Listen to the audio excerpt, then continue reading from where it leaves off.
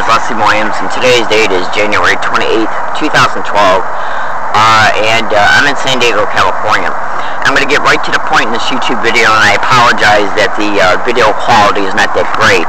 But what's important is what I'm going to describe, because this is going to be in a very informative video in reference to information concerning what is happening towards us targets in San Diego, California. I make these videos for the average American citizen, the average San Diegoan, so they can get an idea of the type of extreme criminality that is literally going on in our community. The University of San Diego is deliberately and intentionally engaging in the gang-stalking expedition of cyber surveillance, cyber hindrance, cyber monitoring, and cyber espionage. Now, before I get to that point, I'm going to illustrate to you something that I did yesterday over at the University of San Diego Library as far as using their computers. I was online, I was on YouTube, and I ran across a woman's video who was a target of gang-stalking. I don't know what state she was in, I didn't get that far. But she was in a parking lot of what appeared to be a restaurant, and she had her phone with her, which had video capability. And she was talking about how an individual that she had noticed witnessing about four times, driving by her. So he went through the parking lot of the restaurant that she was in, and when he went to go pull out, she approached him, and she had her video phone on, and she approached him and was saying, are you following me? Are you stalking me? If you are, I'd appreciate it that you would, if you would stop. And I could tell that he was doing it.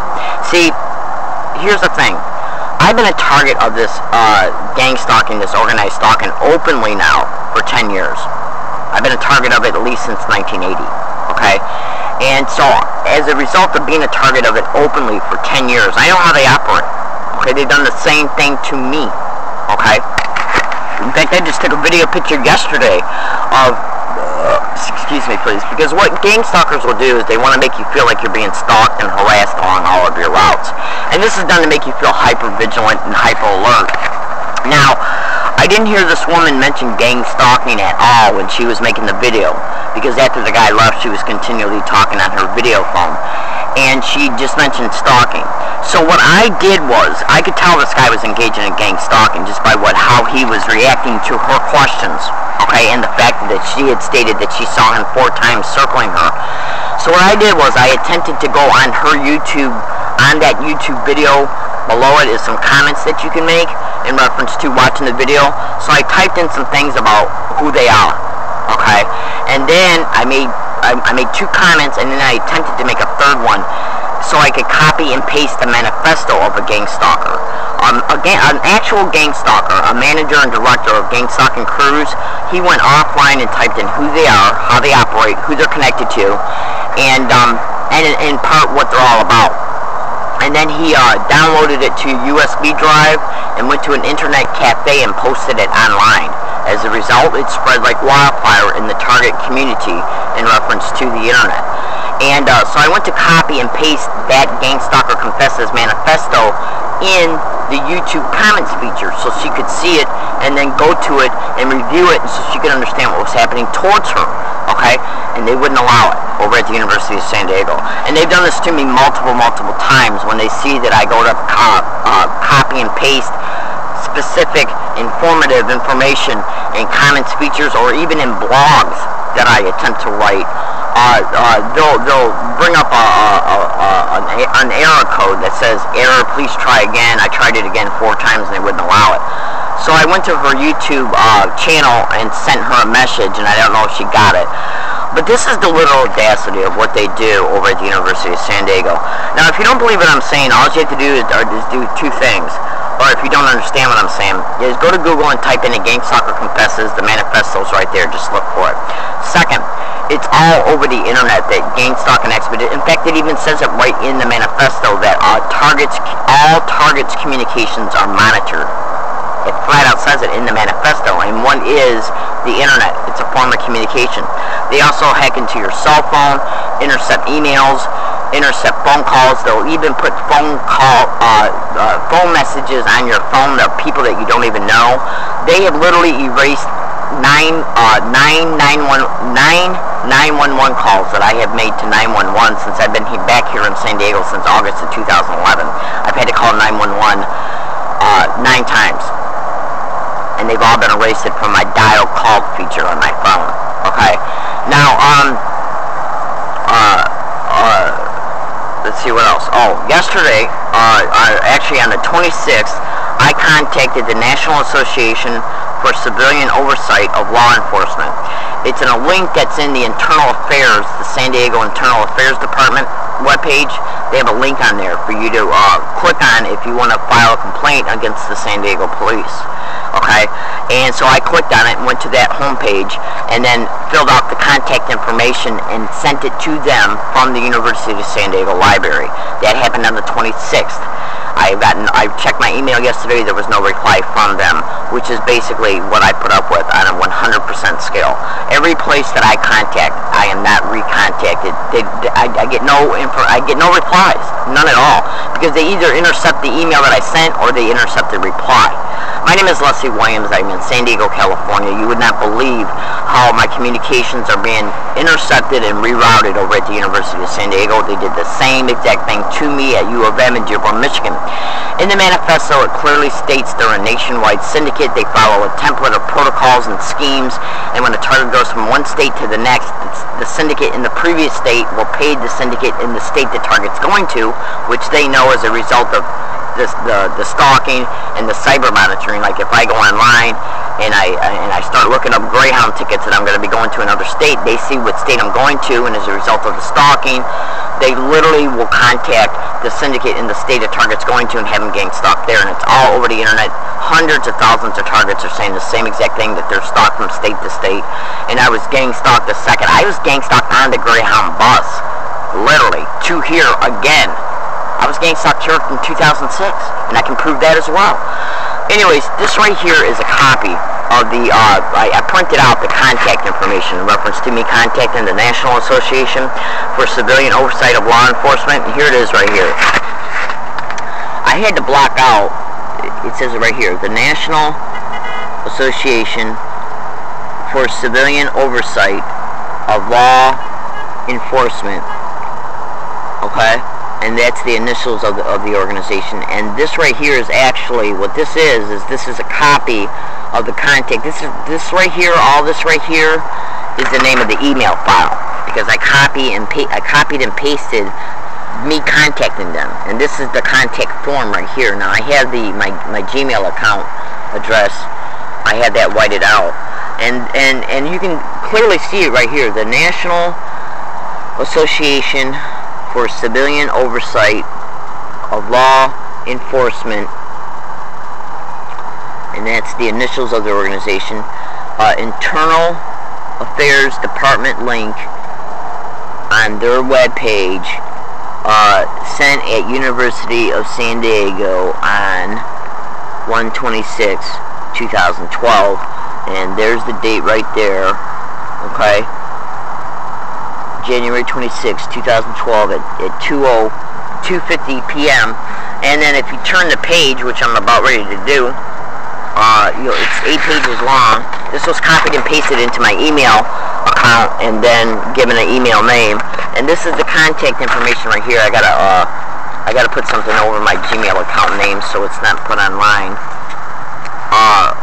And the reason why I'm doing this is it right here. See, contact, this is a copy. I went and copied it and then copied it into my email account, proving that I contacted them. There's my name right there, Leslie Williams, and this is the box right here. Okay, see this part right here? Okay, that goes all the way over towards here. This is the box of the information that you send to the place, and then it even says it right there, send message. Okay, now that's a copied and pasted form of the National Association of Civilian Oversight of Law Enforcement that I got from the San Diego Internal Affairs website. Okay, I clicked on that link, went to their website, filled out the contact information, and before I sent it, what I did was I copied and pasted it into my email account, and then I printed it out. Okay, and then I sent it. I got no reply from them. Every single communication that I send for help from the University of San Diego, I get no help, no replies. Now understand this and be clear. Two things. You can go to YouTube right now, and you can type in U of M and gang stalking. Go ahead and do it. and you're going to see me catching a video. You won't see me actually, but you'll see a video of me catching a gang stalker who had the audacity to come and sit next to me.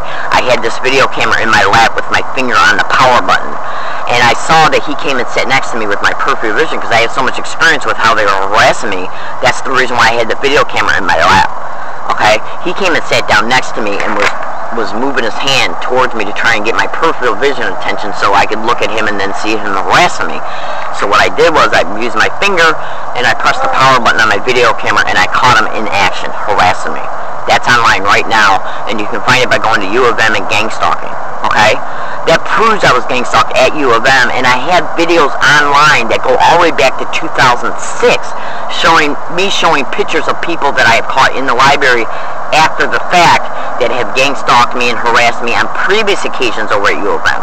Now, if you look at the dates of those YouTube videos, of those pictures of those people that I was claiming that were people that were gang stalking me, you'll see the date.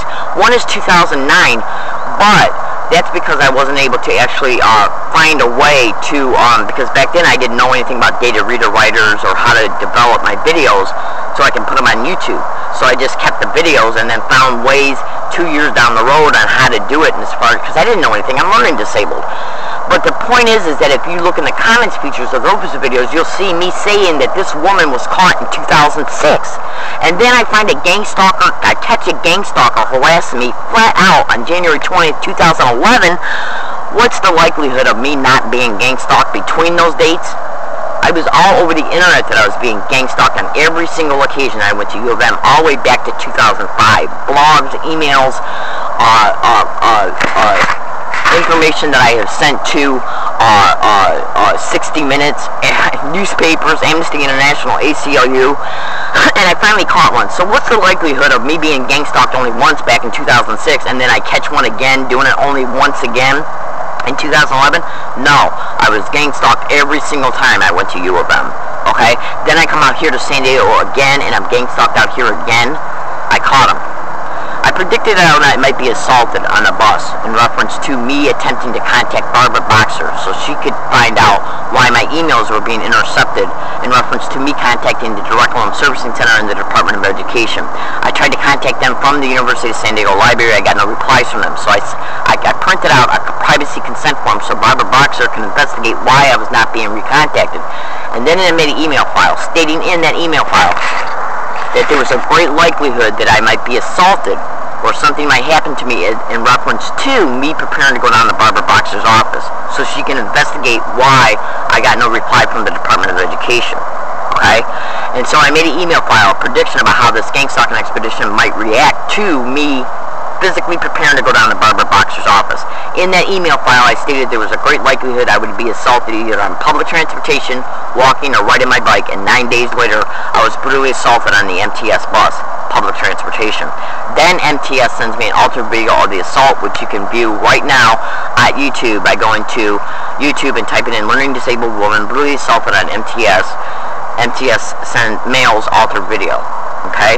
Copblock posted it on their webpage. View it. It's the video that's got over 800 views. So this is what's happening to me in San Diego, California. They intercept my phones, my phone calls, my emails to keep me isolated so they can continue the expedition without no one knowing about what's happening to me. The San Diego police are directly involved in this. They were directly, physically, literally involved in this in 2006. I came back out here again in 2011, don't know a soul, haven't talked to anybody, haven't introduced myself to anybody, so how do they know I came back here? Because I was gang stalked too here. Brutally assaulted twice. My name is Leslie Williams. I gotta stop this video. This is an informative video to let you know how they operate and why they're intercepting all my email communications and all my phone calls to keep me isolated so they can continue the expedition and the results of the expedition, human trafficking. Leslie Williams, San Diego, California, January 28, 2012.